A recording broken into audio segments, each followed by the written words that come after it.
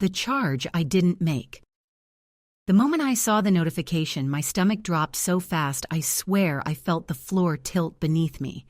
3/42/19.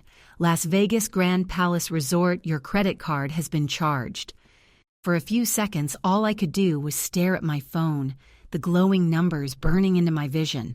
I blinked once, twice. But it didn't change. The charge was real. My money, my card, my name, and a debt I absolutely did not authorize. I was standing in the break room at the hospital, still in scrubs, the smell of antiseptic and burnt coffee hanging in the air. My shift had already been brutal double admissions, a code blue, and a patient who tried to bite me because he didn't like nurses telling him what to do, and now this. I unlocked my phone with trembling fingers and refreshed the app. There was a second charge, and a third, and a fourth, all within the last 6 hours, each from Vegas, each for hundreds, sometimes thousands of dollars. I felt the world tunnel around me. It couldn't be fraud, could it? No, it felt targeted, familiar, personal. And then a name surfaced in my mind like a bloated corpse rising from dark water. My brother, Ethan.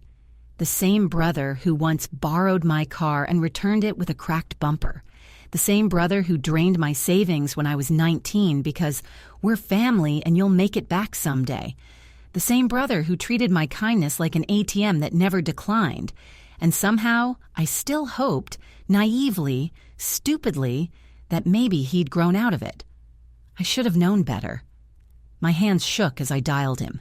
He picked up on the second ring, the background noise loud and unmistakable. Pounding bass, slot machines, laughter, someone yelling, "Jackpot!" "Hey, sis," he slurred. "What's up?"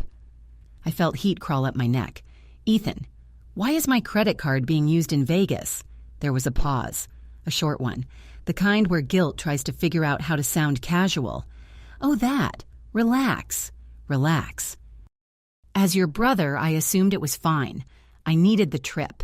Jen dumped me again, said I'm emotionally unavailable. Whatever. Anyway, I'll pay you back. "You'll pay me back?" I repeated, my voice dangerously calm. "With what money?" "With future money," he said cheerfully. "You know I'm good for it." He was not good for it. He had never been good for it. And I was suddenly very aware of the fact that the lights in the break room felt too bright, too sharp. Like they were exposing every stupid time I'd covered for him. Every time I'd paid his overdue rent. Every time my mother said, "You know how your brother is. Just help him this once." Even though once had become my entire 20s. "Ethan," I said, "you stole my credit card." "Borrowed," he corrected. "Besides, you kinda owe me after everything I've done for you." My jaw clenched so hard it hurt. "What exactly have you done for me?" He scoffed. "Oh my God, here you go, getting dramatic. Look, you've always been the lucky one, the responsible one, the one who made it. This," he gestured at the chaos around him, "this is me blowing off steam. You should be grateful you can help." Grateful. That word hit me harder than anything else. "I'm reporting the card stolen," I said quietly. Ethan laughed, actually laughed. "Go ahead. Won't matter. Everything's already charged. But relax, okay? Because honestly..." He paused, and I could hear the smirk in his voice. "You owe me." The call disconnected before I could respond. I stared at my reflection in the dark screen of my phone-tired eyes, hair a mess from hours of work, worry lines etched deeper than a woman my age should have, and one thing settled cold and hard inside me. Whatever this was, whatever line Ethan had crossed, this time there was no going back, not for him, and not for me. Because I had no idea then that the charges weren't just reckless, they were federal, traceable, investigated, and the FBI doesn't care about family excuses. When family becomes a liability. I didn't sleep that night. I tried. God knows I tried. But every time I closed my eyes, visions of Ethan in Vegas, smiling, drinking, gambling with money that wasn't his, flashed behind my eyelids like some cruel slideshow. By morning, I had dark circles under my eyes and the kind of headache that felt like someone was knocking from the inside of my skull. I didn't even change out of my pajamas when I drove straight to the bank.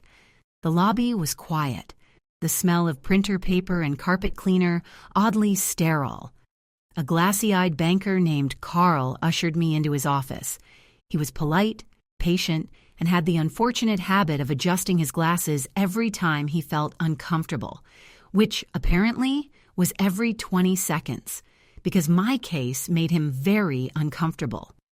"So," he said, clearing his throat for the fourth time, "you're confirming these charges are unauthorized?" "Yes," I said firmly. "I didn't make them. I wasn't even in Nevada." Carl nodded and typed something into his computer. The click, click, click of his keyboard filled the silence. "And you're certain you know who may have used the card?" I hesitated, but only for a second. "Yes," I said. "My brother took it without permission." Carl's fingers froze.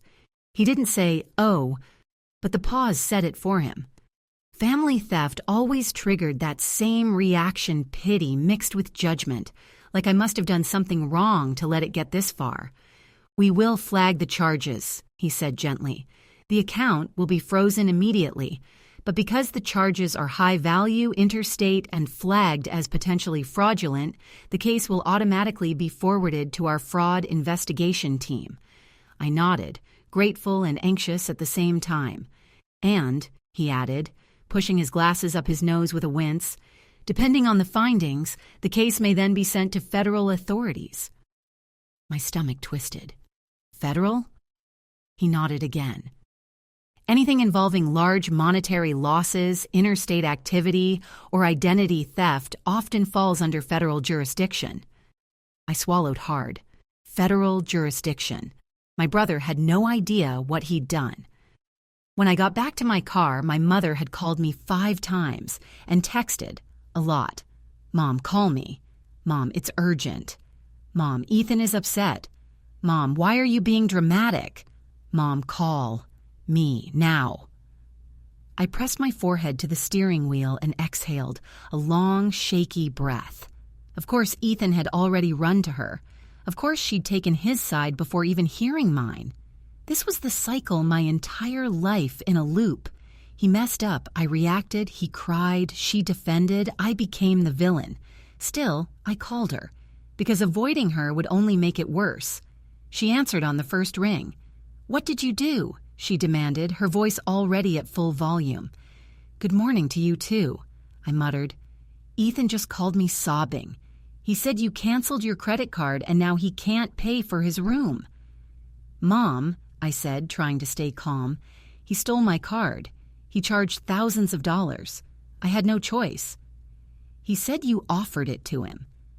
She said it with the kind of blind conviction only a mother with a favorite child could muster. I actually laughed from disbelief, not humor. "Do you really think I would offer to pay for a Vegas vacation when I'm barely affording my student loans?" "You always exaggerate," she snapped. "Your job pays well." "Yes," I said, "but not fund Ethan's lifestyle well." Suddenly her tone shifted from angry to icy, the dangerous transition. "You're his older sister," she said slowly. "You're supposed to help him." "I've been helping him my whole life." Silence. Then her voice, soft but poisonous. "You're being selfish." That word again, selfish. Funny, because the selfish people in my life seem to get everything handed to them while I patch the holes they left behind. "Mom," I said, my voice cracking despite my best effort, "if I hadn't canceled the card, I wouldn't even be able to pay rent this month." "You'll figure it out," she said dismissively. "You always do." Something inside me hardened. For the first time in my life, I didn't feel guilt or obligation or shame. I felt done. "I'm not covering this," I told her. "Not this time. You're ruining his vacation. He ruined my finances. You reported the card, didn't you?" she demanded. "Yes," I said. She exhaled sharply. Then you better undo it. Now. Before the situation gets worse. You could get him in trouble. There it was. Not. He could get in trouble for committing a crime, but I could get him in trouble for reporting it. Her twisted logic was breathtaking in the worst way. I'm not undoing anything, I said quietly. You are so ungrateful, she hissed. After everything this family has done for you. I hung up. I had never hung up on her before. Not once in 31 years. My hands were shaking, but for the first time, it wasn't fear. It was freedom. Of course, I didn't realize then that the next call I'd receive wouldn't be from Ethan or my mother. It would be from a federal investigator, and that call would change everything. The call that changed everything. I was halfway through reheating leftover pasta when my phone rang. Unknown number, out-of-state area code. Normally, I let those go straight to voicemail spam calls, telemarketers, those fake, your car warranty is expiring scams. But something in my chest tightened, an instinct whispering, pick it up. So I did. Hello? A pause. Then a calm, clipped voice answered, Good afternoon. Is this Miss Harper Lane? My stomach dropped. Nobody who uses your full name brings good news. This is she. This is Special Agent Collins with the Federal Bureau of Investigation. I'm calling regarding a fraud report associated with your credit card. I froze. My fork slipped from my hand and clattered onto the counter, but I barely heard it. The FBI? Already? Yes, I stammered. I filed a report with my bank yesterday. Yes, ma'am. The bank forwarded documentation to us this morning. Before we proceed, I need to verify a few details. My pulse drummed against my ribs. I hadn't done anything wrong, but having a federal agent on the line made me feel like I had. Of course, I breathed. He confirmed my address, the card number, the amount in question, $7,282.16, and the dates of the charges. Every item matched the Vegas trip. Then came the question I was dreading. Do you know the individual who may have used your card without authorization? My mouth went dry. This was where everything crossed a line I knew I couldn't uncross. Yes, I whispered. My younger brother, Ethan. Agent Collins didn't react. His voice stayed steady and professional. Has he done something like this before? I closed my eyes. So many memories rushed forward. The time he took my debit card to borrow gas money and overdrafted my account. The time he used my Amazon login to order a new gaming console. The time he grabbed my wallet to buy groceries and came back with a leather jacket. But every time, Mom had said the same thing. He's just young. He made a mistake. You should support him. Don't be dramatic. Yes, I finally said, more than once. I see. Agent Collins typed something. Did you confront him? Yes. And what was his response? I swallowed. He said I owed him and that he deserved the trip. Even the agent paused at that one. I understand, he said carefully. Ms. Lane, based on the bank's report and your confirmation, this case meets the criteria for federal investigation. I leaned against the counter, legs unsteady. Hearing it phrased like that federal investigation made everything too real. What happens now? We will open a case file, review surveillance footage from the casino and hotel, and contact the suspect for questioning. My throat tightened. He's my brother, I said softly. I understand, the agent replied, gentler now. Unfortunately, financial fraud involving family members is more common than you'd expect. That hurt, because I believed him. Do I need to do anything right now, I asked. Just stay available by phone. And Ms. Lane? Yes, you did the right thing. My eyes stung. No one had ever said that to me when it came to Ethan. Not once. When I hung up, I sat down on the kitchen floor and cried, not because I regretted reporting him, but because of the weight of finally choosing myself. The family eruption. 30 minutes later, my phone blew up. First Mom, then Ethan, then my aunt, then my cousin, then Mom again. I didn't answer, but Ethan's voicemails, those were impossible to ignore. He went through every stage of manipulation, like he was reading off a script. Voicemail 1, anger. What the hell is wrong with you? You're seriously getting the FBI on me? You're losing it. Voicemail 2, blame. You always do this. You love making everything about you. Voicemail 3, guilt. You're ruining my life over a vacation, a little fun. You're unbelievable. Voicemail 4, victimhood. Do you want me to go to jail? Is that what you want? Are you that bitter? Voicemail 5, begging. Please fix this. I'm begging you.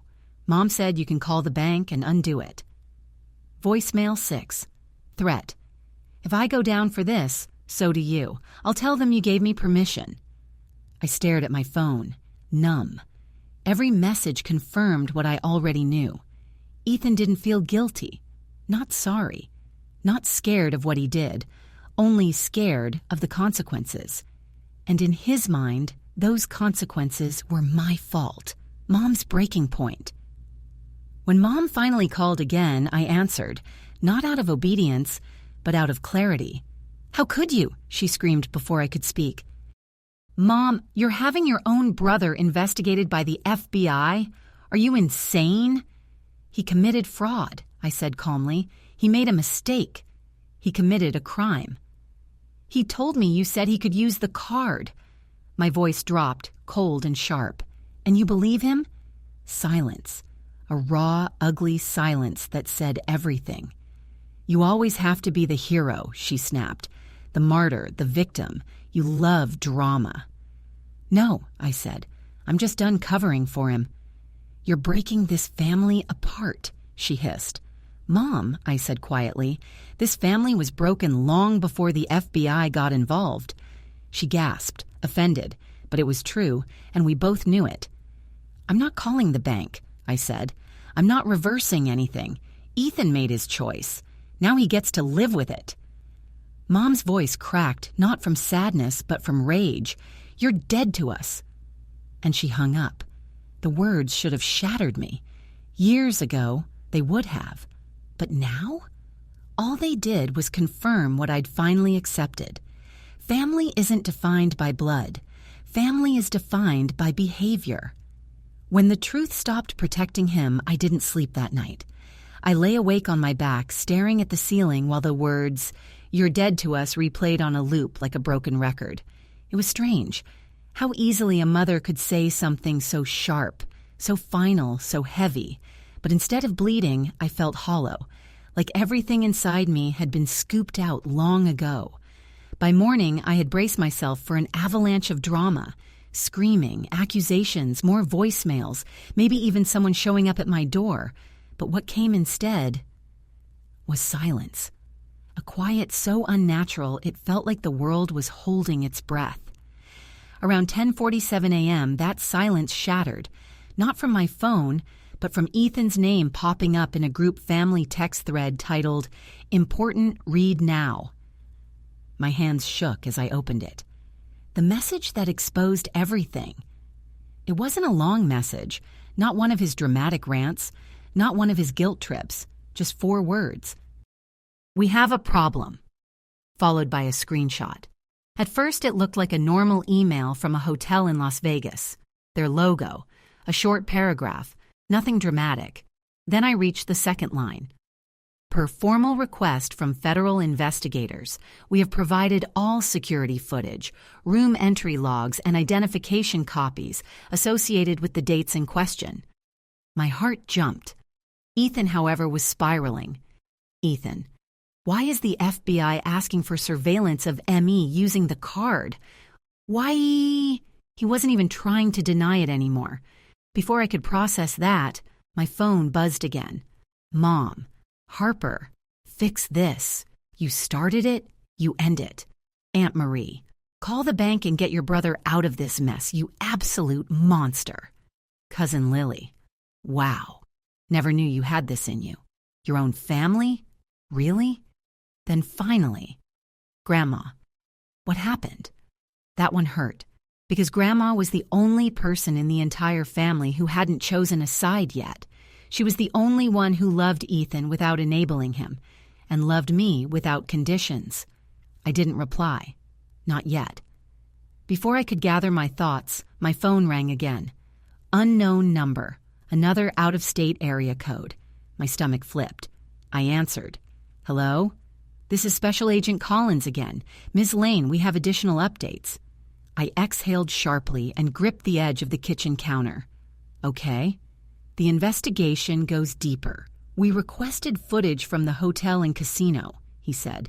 They confirmed the individual using your card presented it as his own. He also signed your name on receipts. I closed my eyes. Forgery.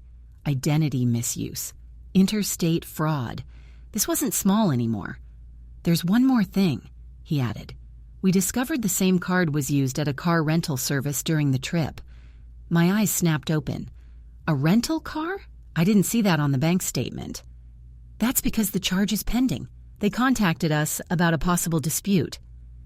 A fresh wave of anger washed over me. Ethan hadn't just gone to Vegas. He had lived like a king, on my name on my card, on my identity, without a second of hesitation. Ms. Lane, the agent said softly. Yes? We're now escalating this to a higher division. My fingers tightened around the counter so hard they ached. Is that bad? I whispered. For him? A pause. Yes. The day my mother finally broke 10 minutes after the call ended, someone pounded on my front door. I flinched so hard I dropped my coffee. When I opened the door, Mom shoved her way inside so aggressively I took a step back. Her hair was messy. Her eyes were red and swollen. She looked like she had cried for hours. You're ruining his life, she shrieked. Mom, don't talk, just listen. Her voice cracked as she paced the living room. He called me crying, sobbing. He said the FBI showed up at his work, Harper. My chest tightened. What did they ask him? They asked if he knowingly used stolen financial information. Stolen, your brother! I stepped back, my tone cold. He did steal it. He is your brother, she screamed.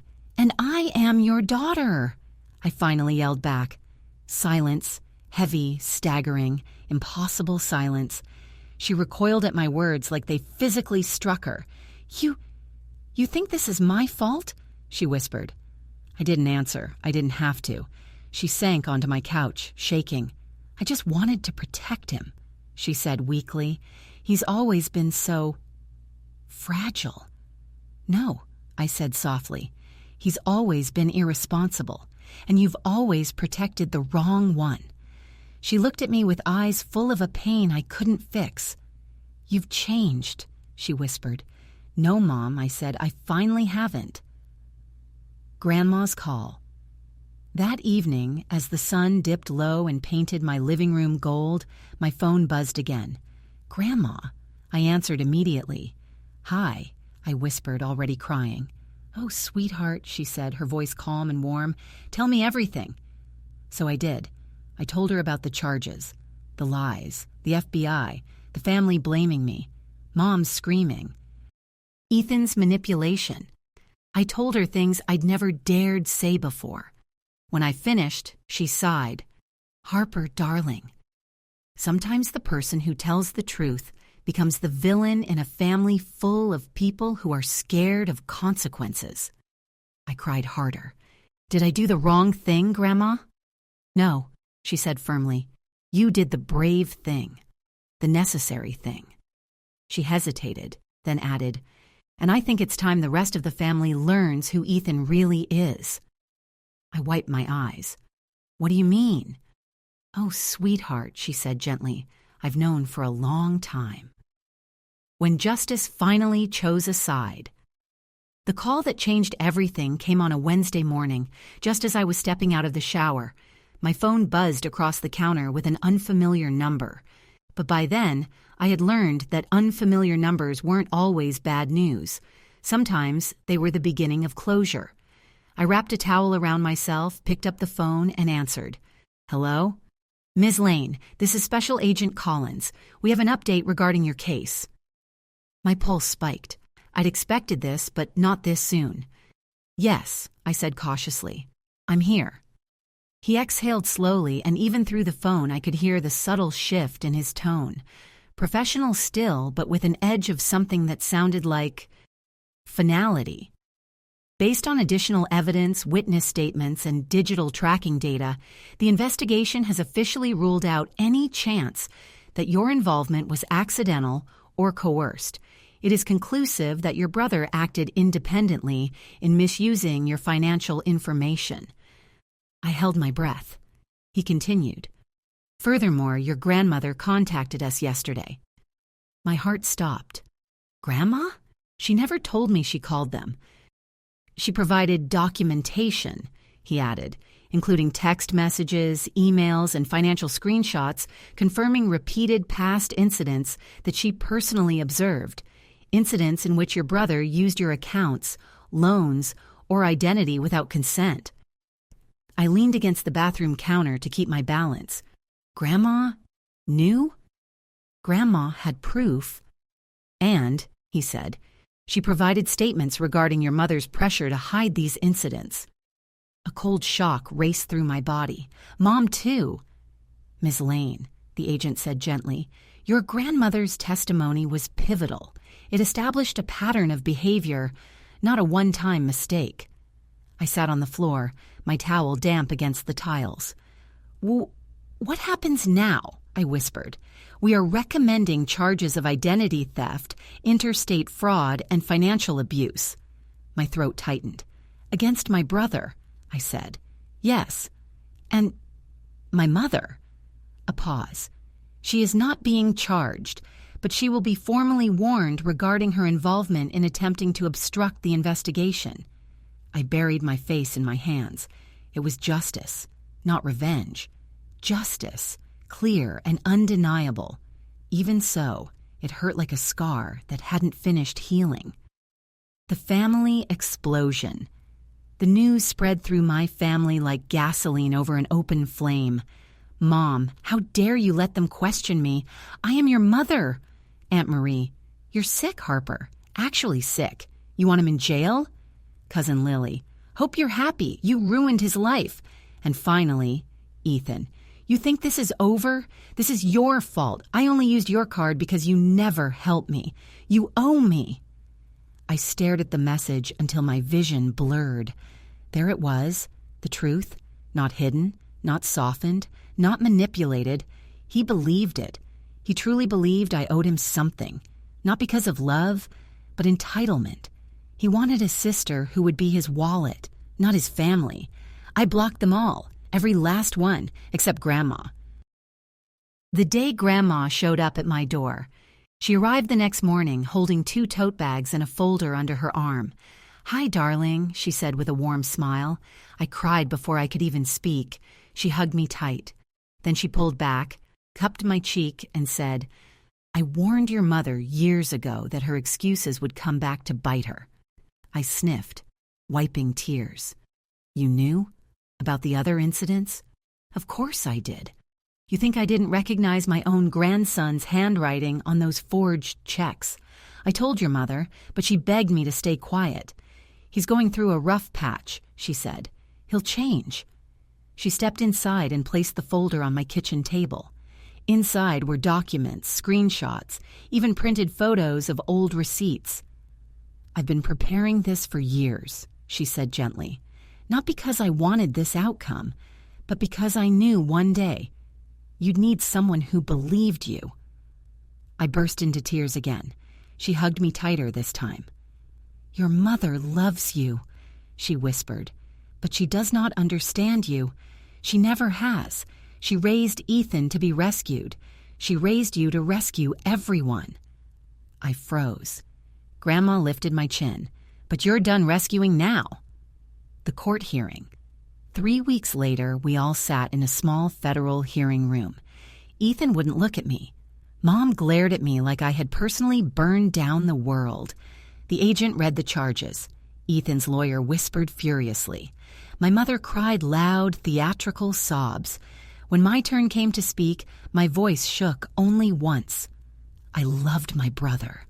I helped him more times than anyone in this room knows. But he stole from me. Not just money, my identity, my credit, my safety, my time, my trust. And I will not apologize for protecting myself. Mom gasped. Ethan rolled his eyes. Grandma, however, stood up and placed her hand on my shoulder. I support everything she said, she declared, and I have more documents if needed. That was the moment the judge's face changed. The exact moment the truth won. The aftermath, Ethan didn't go to prison. He got probation, mandatory financial counseling, and restitution payments, which I waived entirely. I didn't want his money. I just wanted my life back. Mom tried to contact me dozens of times afterward, sometimes crying, sometimes furious, sometimes pretending nothing happened. I ignored every message, because healing doesn't require permission, only intention. With Grandma's help, I changed my locks, updated my accounts, and rebuilt my peace from scratch. And then something unexpected happened. I felt lighter, calmer, almost free. For the first time in years, I wasn't waiting for the next crisis, the next manipulation, the next apology that never came. Just quiet. Real quiet. The final lesson. One day, months later, I asked Grandma, "Why did you help me? Why not protect him too?" She smiled. "Because you were the only one trying to live an honest life, sweetheart. Everyone else was trying to survive a lie." She took my hand. "And because sacrifice doesn't mean giving until you break. It means choosing what is right, especially when it hurts." I finally understood. I hadn't ruined anything. I had ended the cycle. I hadn't betrayed my family. I had stopped betraying myself. And that, finally, was enough.